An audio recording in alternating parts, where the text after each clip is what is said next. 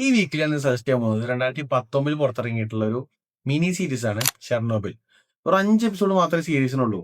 മാത്രമല്ല ഇത് ഡയറക്ട് ചെയ്തിട്ടുള്ളത് ജോൺ റൈൻ എന്ന് പറഞ്ഞ ഡയറക്ടറാണ്. സോ പുള്ളിക്കാരന്റെ വേറെ ഫേമസ് വർക്ക്സ് ഒന്നും എനിക്ക് അറിയില്ല. ഇതാണ് പുള്ളിക്കാരന്റെ one of the best masterpiece തന്നെ വേണമെങ്കിൽ പറയാൻ പറ്റും. ഇത് റിയൽ ലൈഫ് ഇൻസിഡന്റിനെ ബേസ് ചെയ്ത് എടുത്തിട്ടുള്ള സീരീസ് ആണ്. പണ്ട് നടന്നിട്ടുള്ള ഒരു ഷെർണോബിൽ സിറ്റി നടന്നിട്ടുള്ള ഒരു ആക്സിഡന്റിനെ ബേസ് ചെയ്തിട്ട് എടുത്തിട്ടുള്ള സീരീസ് ആണ് ഇത്. സോ ഇതില് കാസ്റ്റിലോട്ട് ഞാൻ വളരെയധികം പോകുന്നില്ല, കാരണം മിക്ക ആൾക്കാരും അത്ര ഫേമസ് ഒന്നും അല്ല. അതിൽ എടുത്ത് വേണമെങ്കിൽ പറയാനുള്ളത് ഒരു മെയിൻ ആക്ടർ ഉണ്ട്, ജാരഡ് ഹാരിസ് എന്ന് പറഞ്ഞിട്ട്.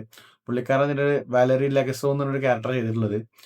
അപ്പോൾ ഈ ഒരു വാലറി ലെഗസോ അന്ന് ശരിക്കും ഉണ്ടായിരുന്ന ഒരു ഗവൺമെന്റ് ഒഫീഷ്യലാണ്, ശരിക്കും ആ ഒരു ഇൻസിഡന്റിനെ ബേസ് ചെയ്തിട്ട് ഉണ്ടായിട്ടുള്ള. പുള്ളിക്കാരന്റെ റോൾ ഈ ജാരഡ് ഹാരിസാണ് ചെയ്യുന്നത്.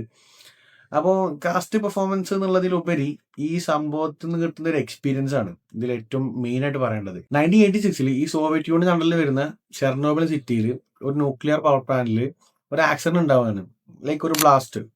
അത് കാരണം ഈ റേഡിയേഷൻസ് പരക്കുന്നതും മീൻസ് അത് എക്സ്പോസ് ചെയ്ത് ഇങ്ങനെ വരുന്നതും, അതുപോലെ തന്നെ ആ ഒരു ഇത് കാരണം അവിടെ ജനങ്ങൾക്ക് ഉണ്ടാവുന്ന ബുദ്ധിമുട്ട്, അതുപോലെ ഈ റേഡിയേഷൻസ് കാരണം ഈ മനുഷ്യന്റെ മേത്ത് എന്തൊക്കെ ചേഞ്ചസ് ഉണ്ടാവും, അതുകൊണ്ട് എങ്ങനെ ഇത് ബാധിക്കും, എത്ര തലമുറ വരെ ബാധിക്കും, അതുപോലെ ഇത് എങ്ങനെ സ്റ്റോപ്പ് ചെയ്യാം എന്നുള്ളതൊക്കെയാണ് ഈ ഷെർണോബിൽ സീരീസ് കാണിച്ചിട്ടുള്ളത്.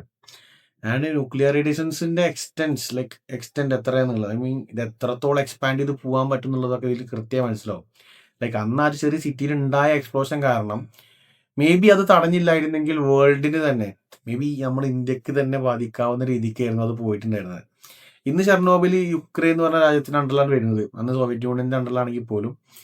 അപ്പോൾ ഇതിനാസ്പദമാക്കി അതൊരു എക്സ്പീരിയൻസ് അല്ല, ലൈക്ക് നമ്മൾ ആ ഇൻസിഡന്റ് ശരിക്കും നേരിട്ട് കണ്ട പോലെയാണ് ഇത് എടുത്തു വെച്ചിട്ടുള്ളത്. ആൻഡ് 2022 ഇതിന്റെ ഒരു ഡോക്യുമെന്ററി ഇറങ്ങിയിട്ടുണ്ടായിരുന്നു. ഒരു എന്താണ് ഒരു അതിന്റെ പേര് ഞാൻ നോക്കിയിട്ടുണ്ടായിരുന്നു, ഷെർണോബിൽ ലൈക്ക് ഡിസാസ്റ്റർ ഓഫ് ഷെർണോബിൽ എന്ന് പറഞ്ഞിട്ടൊരു ഡോക്യുമെന്ററി ഉണ്ട്. ബട്ട് ബെറ്റർ നിങ്ങൾ ഇത് വാച്ച് ചെയ്തിരിക്കും നല്ലത്, കാരണം ഇതൊരു നമുക്കൊരു സീരീസ് പോലെയും എന്നാൽ ആ ഒരു സംഭവത്തിന്റെ റിയാലിറ്റി അവിടെ തന്നെ നിലനിർത്തിക്കൊണ്ടാണ് ഇത് എടുത്തിട്ടുള്ളത്. വേറെ പ്രത്യേകിച്ച് ഒരു കുറച്ച് ഒരു സീരീസ് ആകുമ്പോൾ ഇൻട്രസ്റ്റിംഗ് ആക്കാനുള്ള ചെറിയ ഒരു പൊടിക്കൈകൾ ഉണ്ടെന്നല്ലാണ്ട് മോസ്റ്റ്ലി വളരെ റിയലിസ്റ്റിക് ആയിട്ട് എങ്ങനെ എടുക്കാൻ പറ്റുന്നോ അങ്ങനെയാണ് എടുത്തിട്ടുള്ളത്. ആൻഡ് ഇതിൽ ഞാൻ പറഞ്ഞില്ല, നമുക്ക് ഇതൊരു റിയൽ ലൈഫ് ഇൻസിഡന്റ് ആണെങ്കിൽ പോലും നമുക്കതൊരു ഇൻട്രസ്റ്റിംഗ് കൂടെ കണ്ടിരിക്കാൻ പറ്റും.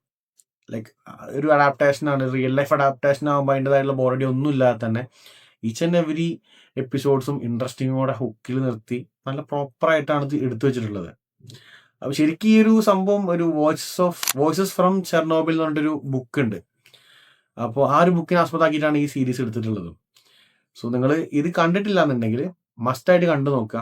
ഒരു വളരെയധികം ഡിഫറെന്റ് എക്സ്പീരിയൻസ് ആയിരിക്കും. നമ്മൾ പലതരത്തിലുള്ള ആക്സിഡൻസ് ഉണ്ടാവും, ഇപ്പോൾ ഫയർ ആൻഡ് റെസ്ക്യൂ, മറ്റത് ഗുഹയിൽ കുടുങ്ങുന്നത്, അങ്ങനത്തൊക്കെ. പക്ഷേ ഈ ഒരു ന്യൂക്ലിയർ ബേസ്ഡ് ഒരു ആക്സിഡന്റ് ഉണ്ടാവുമ്പോൾ അവിടെ റെസ്ക്യൂ എങ്ങനെയാണ്, അവരിൽ നിന്ന് എന്ത് എഫക്റ്റ് ആണ് ജനങ്ങൾക്ക് ഉണ്ടാവുന്നത് എന്നുള്ളതും, അപ്പൊ അതിനെ കുറിച്ചുള്ള ആൾക്കാരെ കോർഡിനേഷൻ, അതിന്റെ റിസ്ക് ഫാക്ടേഴ്സ് ഒക്കെയാണ് ഇതിൽ കാണിക്കുന്നത്.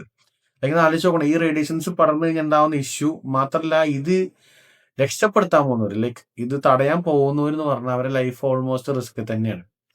മോസ്റ്റ്ലി അതിലൊരു 90% ആൾക്കാർക്കും എന്തെങ്കിലും ഈ റേഡിയേഷൻ കൊണ്ട് ബാധിച്ചിരിക്കുന്ന ഉറപ്പാണ്. അപ്പൊ അത് അന്ന് തടഞ്ഞു വെച്ചവരെന്ന് പറഞ്ഞാൽ അത്രയും ബ്രേവ് ആയിട്ടുള്ള ആൾക്കാരാണെന്നുള്ളത് നമുക്കത് കണ്ടാൽ മനസ്സിലാവും.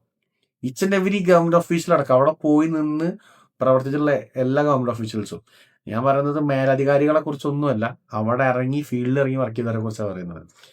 സോ അങ്ങനെ വർക്ക് ചെയ്തിട്ടുള്ള ആളാണ് വാലറി ലെഗസോ. ആളെ നമുക്ക് ഇഷ്ടപ്പെടും. ആ ഒരു റിയൽ ലൈഫ് ക്യാരക്ടർ എന്ന് പറയുമ്പോൾ കൂടുതൽ നമുക്ക് ഇഷ്ടപ്പെടും, കാരണം റിയൽ ലൈഫിൽ അത്രയും ബ്രേവറി കാണിച്ചിട്ടുള്ള ഒരാളാണ് പുള്ളിക്കാരൻ. സോ ഇതാണ് സീരീസ്. നിങ്ങൾ ടൈം ഉണ്ടെങ്കിൽ കണ്ടു നോക്കുക, നല്ലൊരു എക്സ്പീരിയൻസ് ആയിരിക്കും ഞാൻ പറയുന്നത്.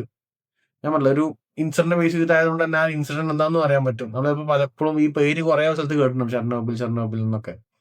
സോ കണ്ടു നോക്കുക, കണ്ട് നിങ്ങളെ അഭിപ്രായം താഴെ കമന്റ്സിൽ അറിയിക്കുക. കണ്ടവരുണ്ടെന്നുണ്ടെങ്കിൽ നിങ്ങളുടെ അഭിപ്രായം താഴെ കമന്റ്സിൽ അറിയിക്കുക. സോ മറ്റൊരു വീഡിയോ കാണാം. ബൈ.